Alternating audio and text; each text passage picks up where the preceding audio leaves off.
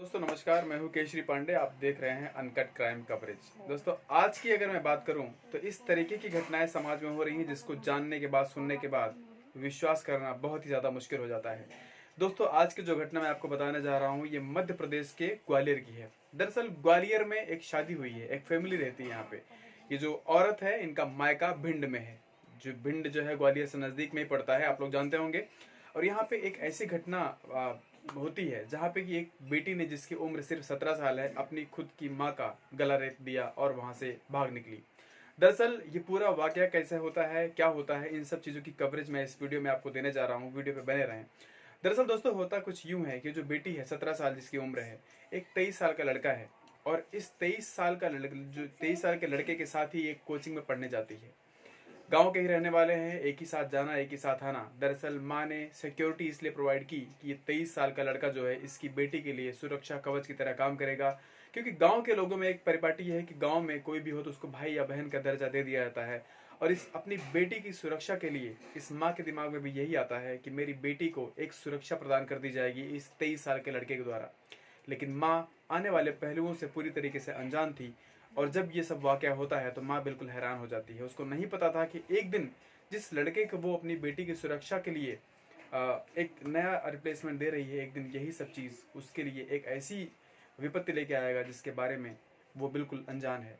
दोस्तों ये जो लोग कोचिंग में आते हुए, जाते हुए, दूसरे से बात करते हुए, कोऑर्डिनेट करते हुए कब दूसरे के साथ प्रेम संबंधों में गिरफ्तार हो जाते हैं, इनको पता ही नहीं चलता। और मेन प्रॉब्लम यह है कि 23 साल का लड़का, 17 साल की लड़की, 2 महीने पहले भी ये लोग एक साथ घर से फरार हो गए थे। हालांकि खोज करने के बाद इनको पकड़ लिया गया था, इनको घर पे वापस लाया गया था। पुलिस में कोई भी तहरीर नहीं दी गई, पुलिस के पास ये इन्फॉर्मेशन नहीं गई और इन दोनों का प्रेम प्रसंग चलता रहा।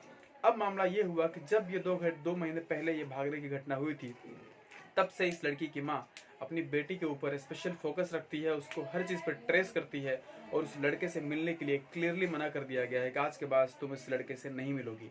और यही एक ऐसी चीज़ थी जो लड़की को खटक जाती है।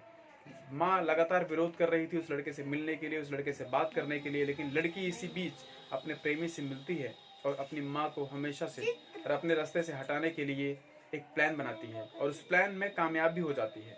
दरअसल उसने प्लान ये किया कि आज शाम को एक मेरा छोटा सा प्रयोजन घर पे है, मैं अपने प्रेमी को भी ज़रूर बुलाने वाली हूँ।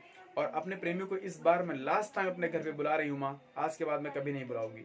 ये सब सुनते ही जब माँ ने सोचा कि मेरी बेटी अगर लास्ट टाइम अपने प्रेमी को अपने घर पे बुलाना चाहती है तो कोई बात नहीं है, इट्स ओके। लेकिन सिचुएशन ये बनती है कि माँ जो होती है वो ना चाहते हुए भी बेटी के प्रेमियों को अपने घर पे आने के लिए आमंत्रित करती है।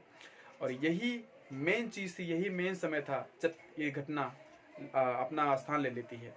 दरअसल किचन के अंदर जब माँ घर पे छोटे मोटे काम कर रही होती है, खाने बना रही होती है, उसी समय ये जो प्रेमिका थी, यानी इस औरत की माँ, ये घर में आती, इस औरत की बेटी ये घर में आती है, चाकू से खुद अपनी माँ का गला रेत देती है। और सब कुछ देखता हुआ जो प्रेमी होता है वो उसका मुंह दबा लेता है ताकि वो बिल्कुल शोर न मचा पाए। हार्डली 2 से 3 मिनट के अंदर बेचारी मासूम माँ धराशायी होकर ज़मीन पे वहीं पे गिर जाती है। और वहीं पे सब कुछ साफ़ सफाई करते हैं ये लोग, खून वगैरह साफ़ कर देते हैं। और सबसे मेन चीज़ ये कि जब ये लोग सब कुछ कर लेते हैं, अपनी माँ को वहीं पे छोड़ के दोनों दोबारा से फरार हो जाते हैं।